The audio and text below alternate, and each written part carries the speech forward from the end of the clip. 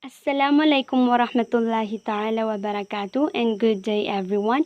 By the way, I am Jannah Matuan and today me and my group mates are going to discuss to you the module 5 which talks about Freud's psychoanalytic theory. So before that, let me give you a brief background about Sigmund Freud. Sigmund Freud is the most popular psychologist that studied the development of personality, also probably the most controversial. So, although yung teorya ni Sigmund Freud are century old, pero popular pa rin ito because first his theories were very interesting and marami yung na-influensyaan niya. And one of which is Erik Erikson's psychosocial theory. Controversial, well, later on malalaman nyo rin kung bakit to controversial. So, let's proceed. One of Freud's theory is about psychosexual development, which includes 5 distinct stages. And according to Freud, itong 5 stages na to is dinaraanan natin sa pag-grow natin. And along the way, may mga bagay tayong kailangan i-fulfill or i-meet. And to him, whether these needs are met or not, ito yung magdidetermine kung yung taong ba yun is magdidevelop ng healthy personality or not. And these stages is quite interesting and controversial because Freud identifies specific erogenous zones. Erogenous, also known as pleasure area. Yes, nag-identify si Freud dito sa stages na to ng pleasure area particular sa part ng ating body.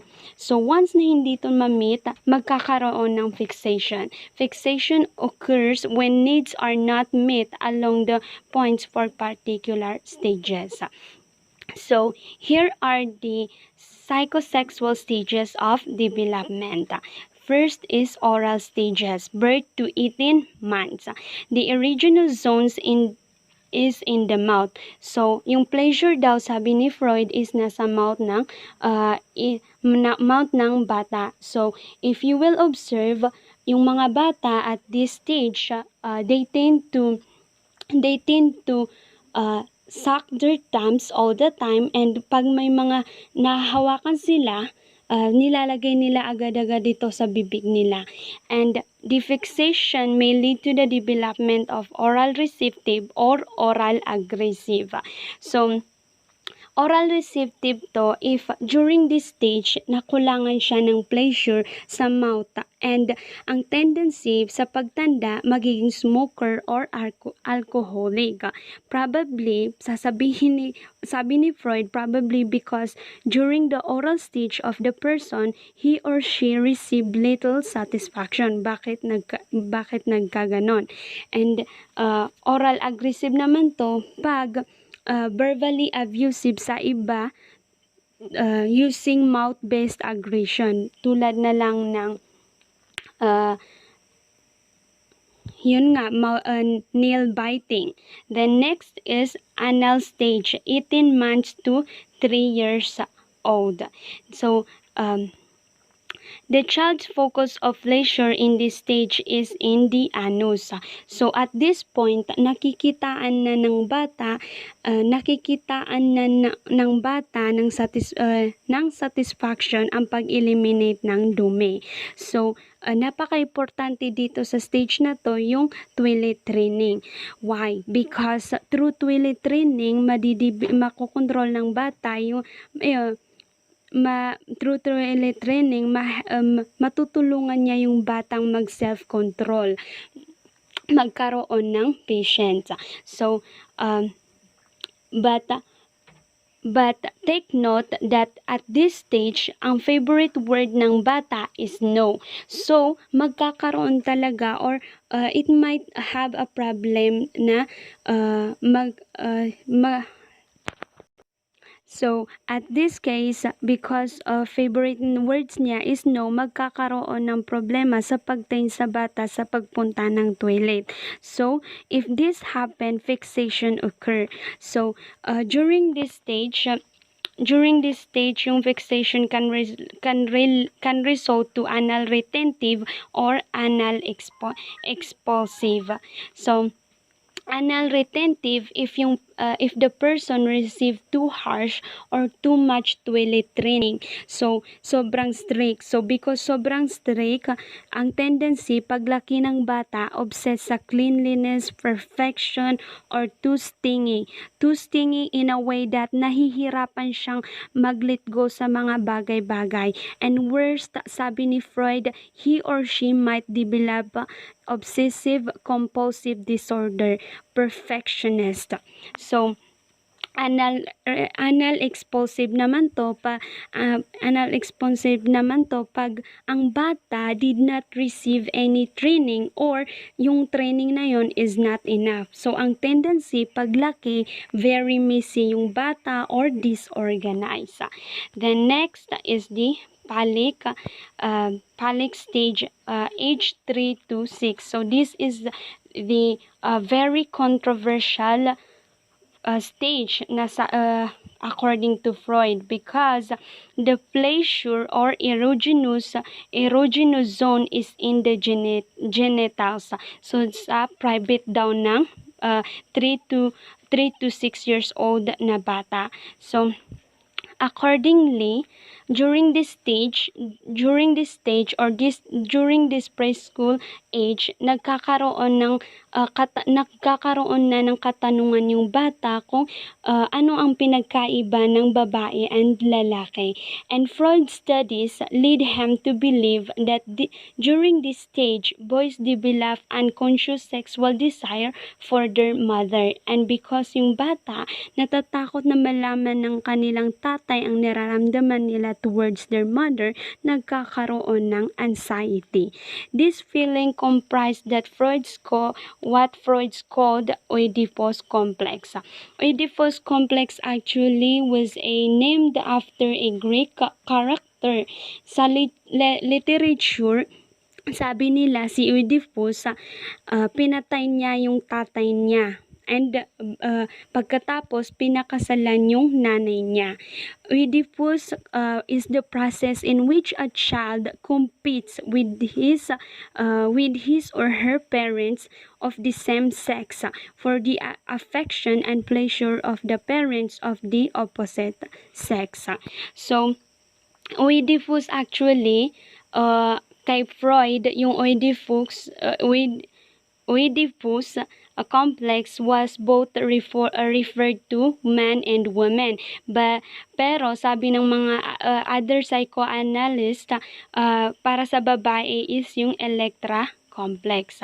So, ang fixation at this stage could result in sexual deviances and weak or confused sexual identity.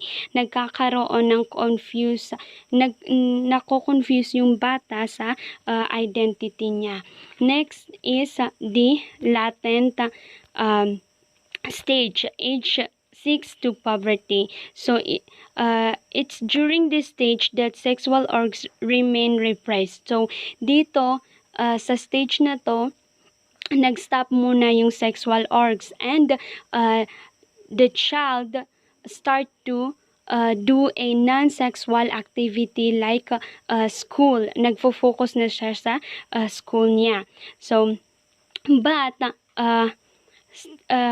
puberty, sa paglaki niya, sa stage na genital stage, maa-awake rin yung sexual organs niya, and then magkakaroon na naman ng affection towards the opposite sex pairs with the pleasure centered at the genital.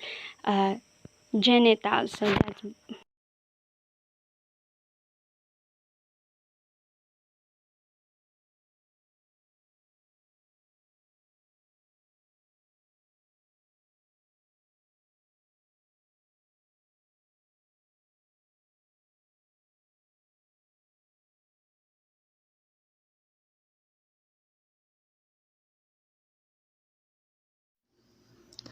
The second topic is Freud's personality components. According to Freud, described the personality structure as having three components: the id, the ego, and the superego. For each person, the first is to emerge is the id, followed by the ego, and the last to develop is the superego. The first personality component is the id. The id. Freud says that a child is born with the id. The id plays a vital role in one's personality because as a baby, it works so that the baby's essential needs are met. The id operates on the pleasure needs. It focuses on immediate gratification or satisfaction of its needs.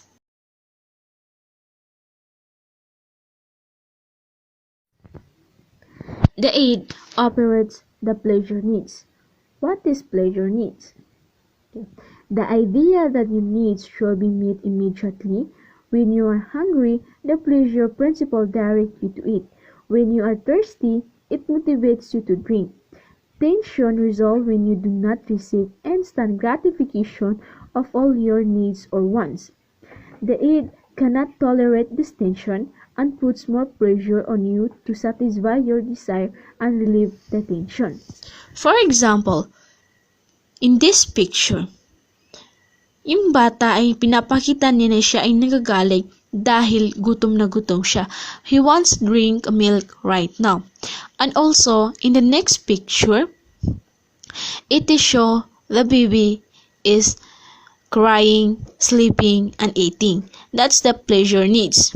Okay, for more understanding, let's imagine that you are infant. At this point, all of your awareness is centered on satisfying basic needs.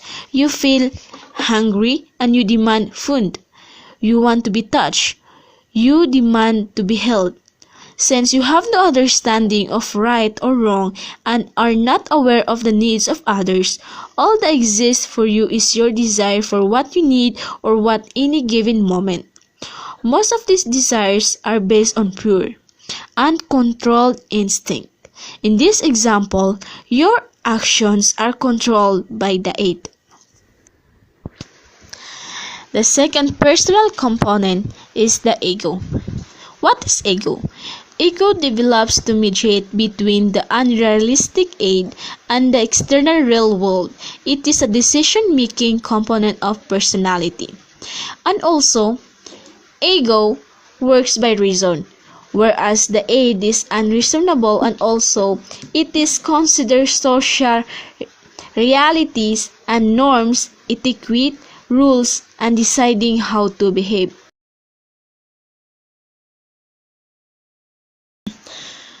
For example, in this picture, in this conversation, id being unreasonable. Why? Okay. Sabi ni id, I need to eat right this second. Then, sabi ni ego, you can do that because you're in the middle of an important meeting. Pinapakita dito sa conversation nila ay si ego ay pinapahiwatigan si id na maging behave. And then, si id gusto niya masatisfy yung needs niya. Gusto niyang kumain kasi nagugutom siya. Kaya si ego, he want to convince the id to be behave. And that is why ego is being called the decision maker and the personality component.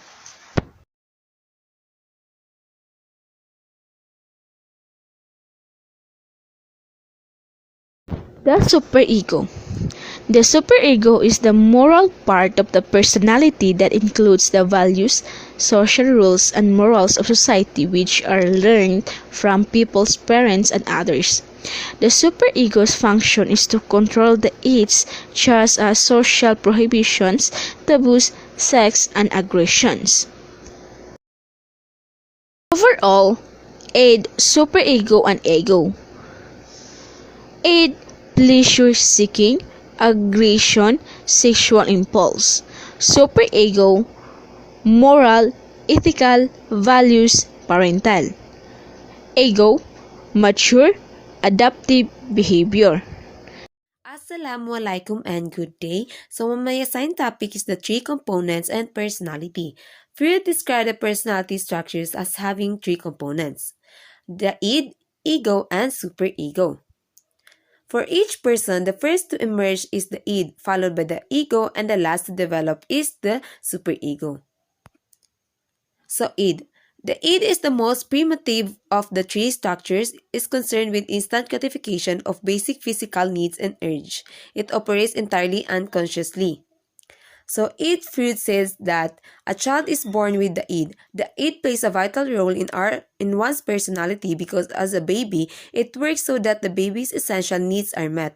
The id operates on the pleasure principle. It focuses on immediate gratification or satisfaction of its needs. So whatever feels good now is what it will pursue with no consideration for the reality, logicality, or practicality of the situation. So for example, a baby is hungry. Its id wants food or milk, so the baby will cry. When the child needs to be changed, the id cries. When the child is uncomfortable, in pain, too hot, too cold, or just wants attention, the id speaks up until his or her needs are met. Nothing else matters to the id except the satisfaction of its own needs. It is not oriented towards considering reality nor the needs of others. Just see how babies are crying any time of day and night. Absolutely, it wants something. It wants it now and it wants it fast. So, next example is if your aide walked past a stranger eating ice cream, it will most likely to take the ice cream itself. It doesn't know or care that it is rude to take something belonging to someone else. It will care only that you wanted the ice cream. So yung aide is yung wala kang pakialam sa kapaligiran mo. Wala kang pakialam kung may masasagasaan ka, may masasaktan ka, at least na-satisfied mo yung sarili mo. So, next is ego. Ego, in contrast to the instinctual id, the moral superego, the ego is the rational, pragmatic part of our personality.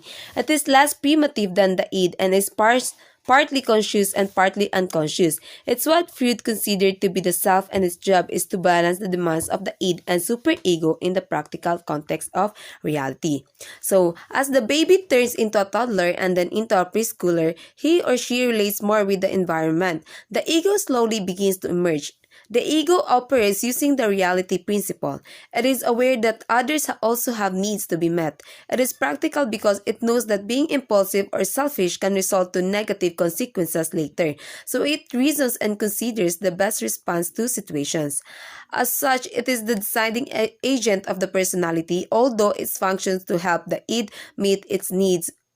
It always takes into account the reality of the situation. So, for example, is if your superego walk past the same stranger, it will not take their ice cream because it would know that it will be rude. However, if you're both your id and if you're both your id and your superego were involved and your id was strong enough to override your superego's concern, you will still take the ice cream, but afterward you will most likely feel guilt and shame over your action. Next is superego. The superego is concerned with social rules and morals, similar to what many people call their conscience or their moral compass. It develops as a child learns what their culture considers right and wrong. So, near the end of the preschool years or the end of phallic stage, the superego develops. The superego embodies a person's moral aspect. This develops from what the parents, teachers, and the other person who exert influence impact to be good or moral. The superego is likened to conscience because it exerts influence on what one considers right and wrong. So, if you walk past the stranger with ice cream one more time, your ego will mediate the conflict between your id that I want that ice cream right now and superego it's wrong to take someone else's ice cream and decide to go buy your own ice cream. While this may mean you have to wait to go buy your own ice cream, while this may mean you have to you have to wait to 10 more minutes, which will frustrate your id. Your ego decides to make that sacrifice as part of the compromise, satisfying your desire for ice cream while also avoiding an unpleasant social situation and potential feeling of shame. The three components personality adjustment. Freud said that a well-adjusted person is one who has strong ego, who can help satisfy the needs of the id without going against the superego while maintaining the person's sense of what is logical, practical, and real. Of course, it is not easy for the ego to do all this, to do all that and strike a balance. If the id exerts too much power over the ego, the person becomes too impulsive and pleasure-seeking behavior takes over one's life. On the opposite direction, one may find the superego so strong that the ego is overpowered. The person becomes so harsh and judgmental to himself and others' actions. The person's best effort and to be good may still fall short of the superego's expectation. The ability of a learner to be well adjusted is largely influenced by how the learner was brought up, his experiences about how his parents met his needs, the extent to which he was allowed to do the things he wanted to do, and also how he was taught about right and wrong, all figures to the type of personality and consequent adjustment that a person will make. Freud believed that the personality of an individual is formed early during the childhood years. So, next is this chart is id, superego, ego. Id, para mas madali natin malaman yung id is yun yung I want to do that now. Yung gustong-gusto niya nang makuha kahit gustong-gusto niya makuha na wala siyang pakialam sa kapaligiran niya kung may masasagasaan siya, may masasaktan siya. Superego is not try to do that. So yung superego is alam niya na may masasagasaan siya o masasaktan siya. So, ego maybe we can compromise. So, ego is yung agreement. Pwede silang mag-settlement sa bagay na yon.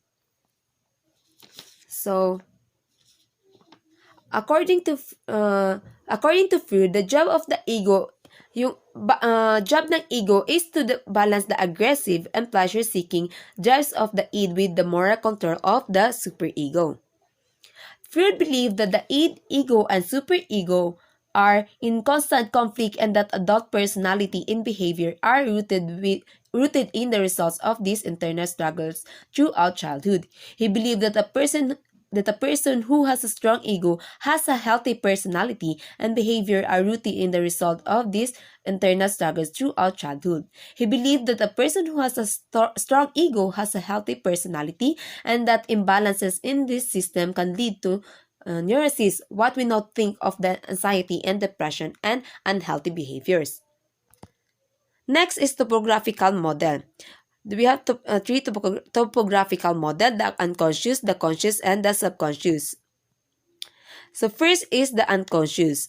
Freud said that the most what we go through in our lives, emotions, beliefs, feelings, and impulses deep within are not available to us at a conscious level. He believed that most what influence us is our unconscious. So, Freud said he believed that most of our influence us is our unconscious. The Oedipus and Electra complex mentioned earlier were both buried down into the unconscious out of our awareness due to the extreme anxiety they cause. While these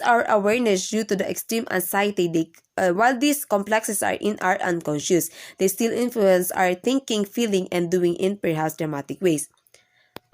Next is the conscious. So Freud also said that all that we are aware of is stored in our conscious mind. Our conscious mind only comprises a very small part of who we are, so that in our everyday life, we are only aware of a very small part of what makes up our personality. Most of what we are hidden and out of reach. So, the conscious is alam mo yung na nangyayari sa sarili mo, alam mo yung role mo dito sa mundo. The subconscious.